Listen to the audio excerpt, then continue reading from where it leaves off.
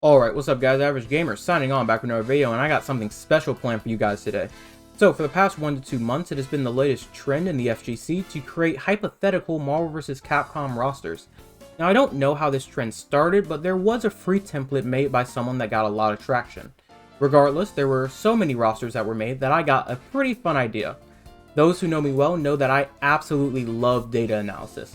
I can spend hours just looking and formulating spreadsheets, and so I thought, let's take some of the rosters that people made and combine them to make the true FGC Decided Marvel vs. Capcom 4 roster. And so this video will be going over just that, and trust me, the results will probably shock you. Did the community cook a medium rare steak, or a well done one? Well, there's only one way to find out. Okay, so before we get into our findings, here are some general things to know. In total, 30 rosters were used for this analysis, 7 of them from YouTube, 23 from X.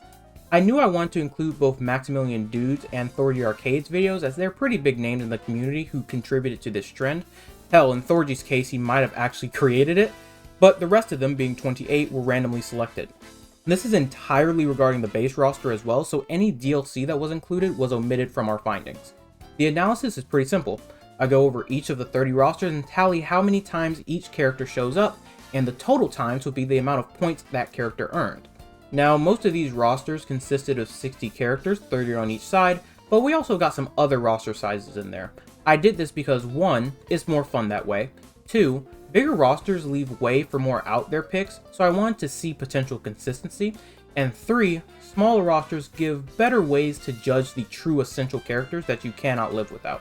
Another note is, I mentioned Thorgy's video being included as one of the samples in the data, and it should be noted that unlike the rest, he used not only Echo Fighters to bolster his roster size, but he also had a challenge to make half the roster brand new characters, so keep that in mind as we look through the data. Additionally, luckily I was able to know most of the characters that were present in the data, and ones that I didn't know I found pretty easily. Except for this guy. Who the heck is this? Please leave in the comments below.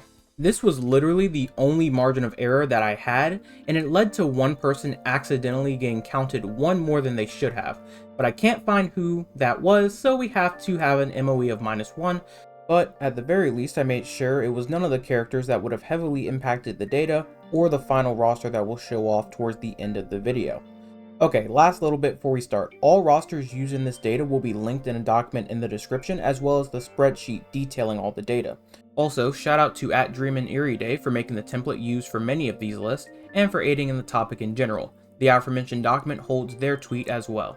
And lastly, I hope you guys liked the video and subscribe to the channel. This is easily the most I've worked on any video, so I hope it's worth your support and engagement. Also, follow me on X if you can. I'll probably do more of these in the future, and X seems to be the easiest place to gather data. So, without further ado, I've held you guys up long enough. Let's get into our findings. Alright, let's take a look at what the FGC wants in a new Marvel vs. Capcom game character-wise. Now, I can't go over literally every single thing this data shows, but let's go over the most important bits as well as some other personal notes. But of course, you can leave any comments or questions in the comment section below and I'll gladly answer them. Firstly, I want to go over the characters with the highest points, as these are the characters that a new MVC game would have to have. These guys are mandatory, no questions asked. Now, you may think this means that, oh, it's just the character that showed up in all 30 lists. However, I decided to extend the point requirement to be considered essential.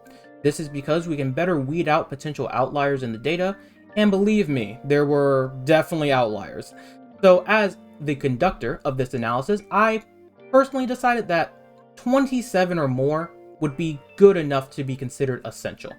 And hey, here they are, the essential characters for a new Marvel vs. Capcom game. One thing to note, of course, each list that will show off will be in alphabetical order, with the Marvel side coming first, just for a quick reference if you wanted to find a particular character.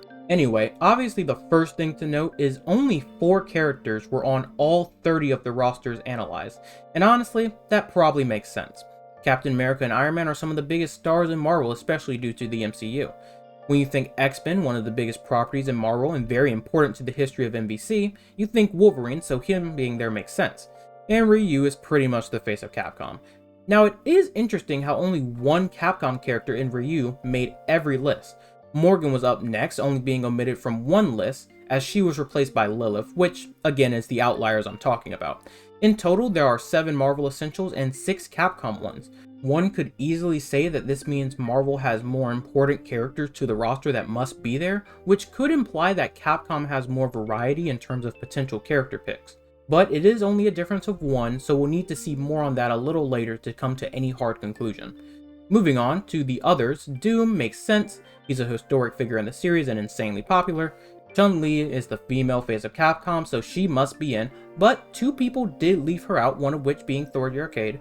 Dante is the face of one of the Capcom's most notable franchises in Devil May Cry, so he has to show up, but again, two people leaving him off is pretty interesting.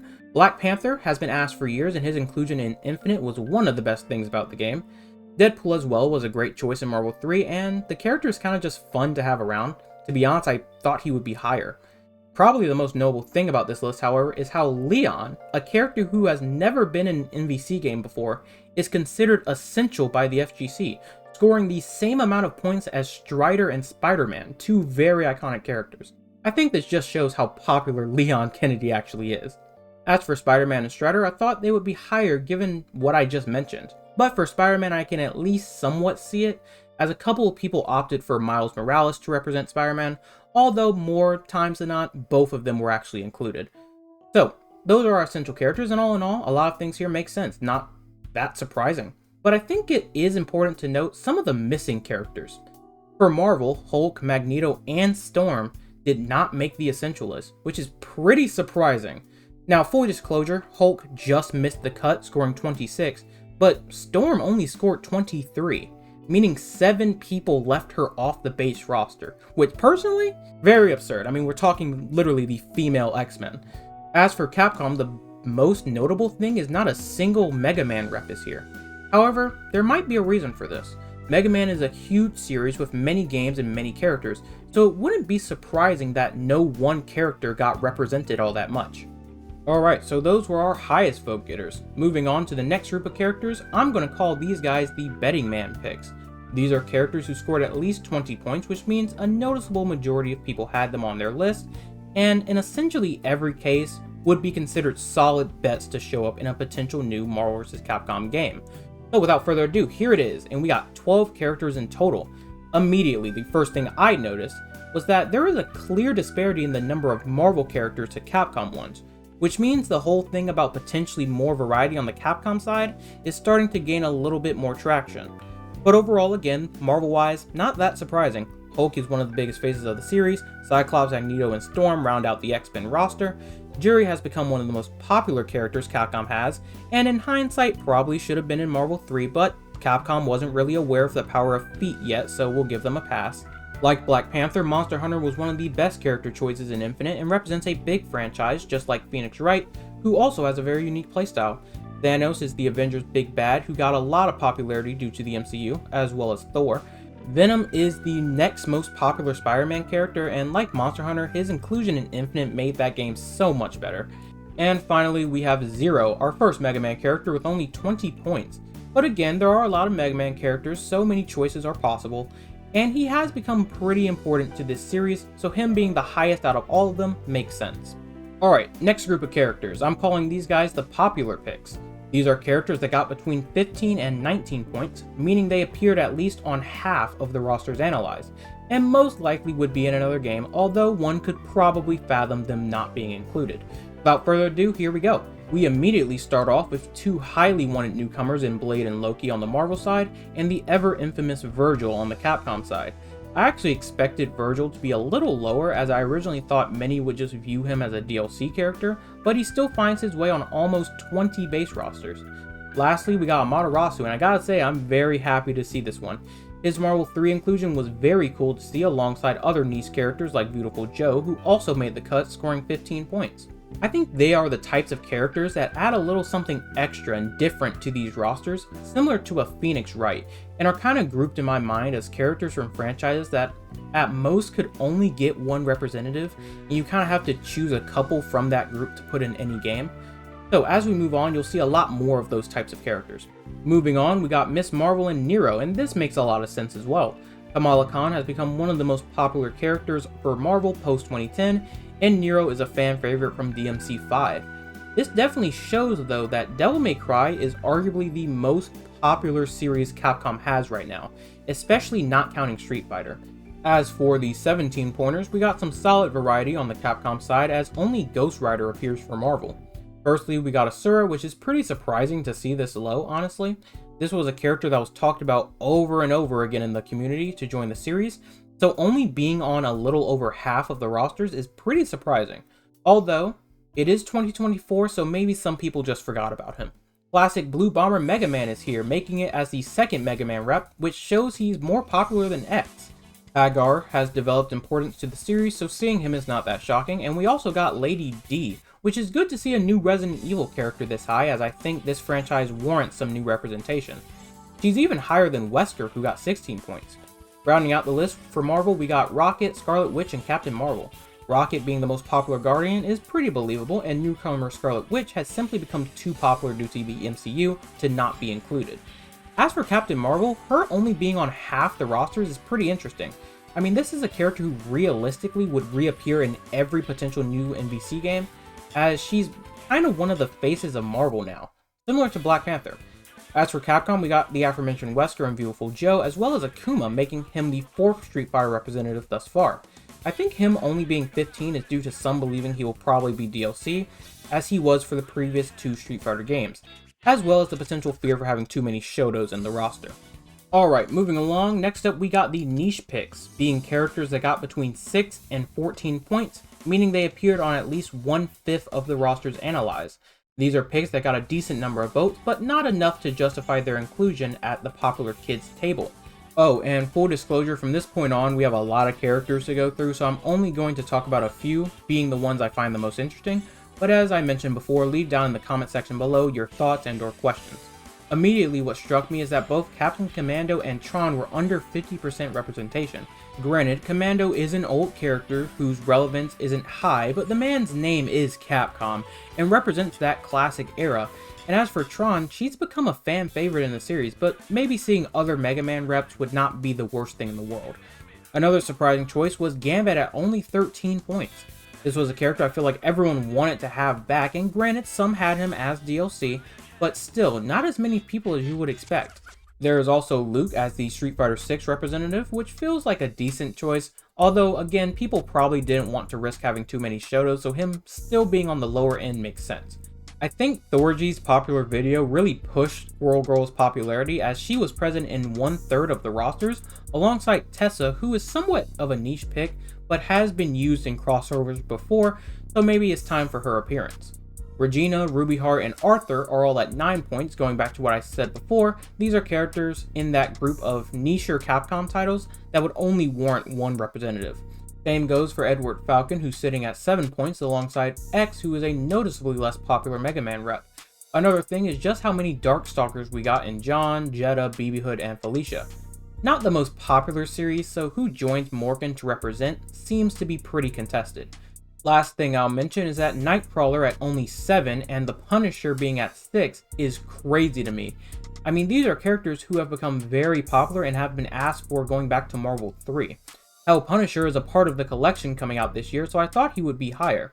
As for Nightcrawler, I guess I somewhat understand, as this data is populated with a lot of X-Men, and obviously you can't put them all in the game. Alright, we are almost done with every character. Moving on, we got what I'm going to call the cult picks, being characters that got 2 to 5 points. These are characters that, based on the analysis, are far from popular, but if they got in, they would make a couple of souls very happy.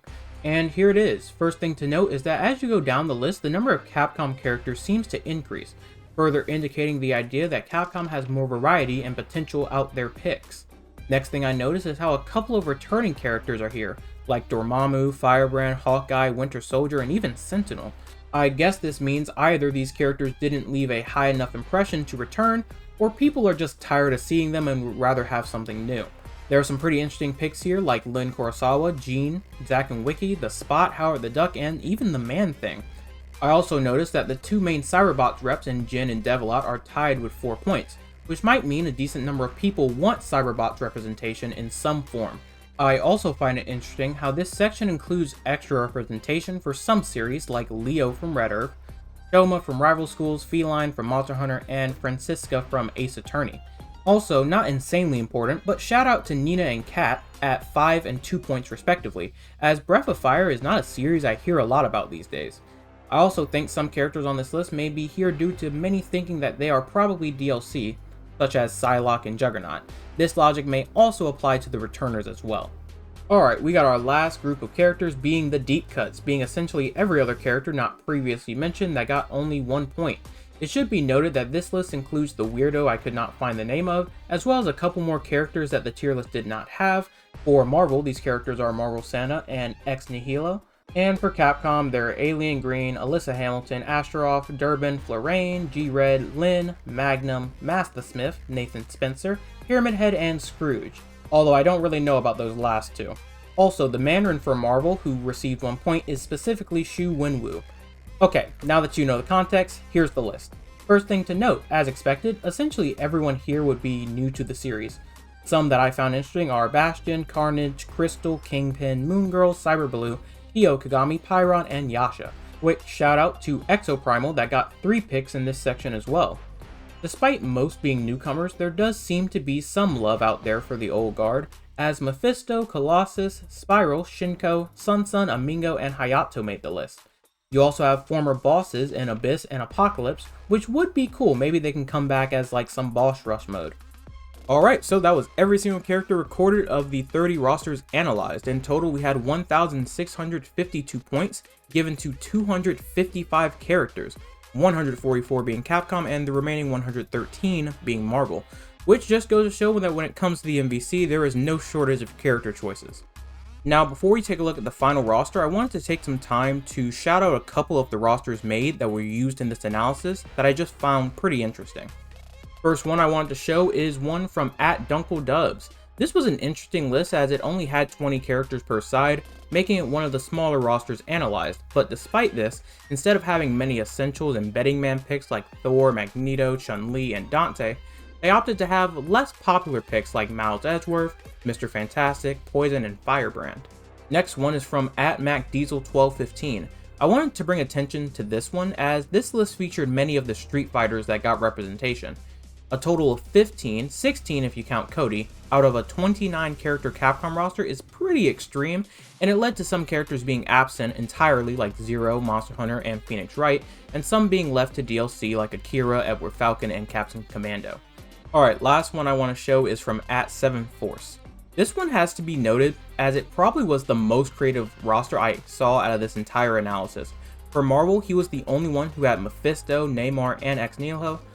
For Capcom, he had a character I couldn't even find the name of, which was pretty impressive as I knew almost every character, and I was definitely surprised to see Alien Green and G-Red. He also had very interesting picks for franchises many wanted, like Hinata from Rival Schools, Wang Tang for Power Stone, and Riku for Darkstalkers. So yeah, very cool roster with a lot of deep cut characters. This was the one roster that definitely made me do a couple double takes. Okay, we went through a lot, and don't worry, I'll definitely put chapters on this video, but you guys may be wondering, what about a roster? I mean, that's what all this work was for. Well, it's time to show it off. So since a 60 character base roster was the most popular one recorded, I took the 30 highest point getters for both Marvel and Capcom, and just like that, we have a roster the FGC came up with. And luckily for me, there were no ties, even considering the margin of error mentioned in the video, so everything works cleanly. Without further ado, here it is. Ordered in terms of number of points earned and then alphabetically. I must say, overall, not a bad lineup.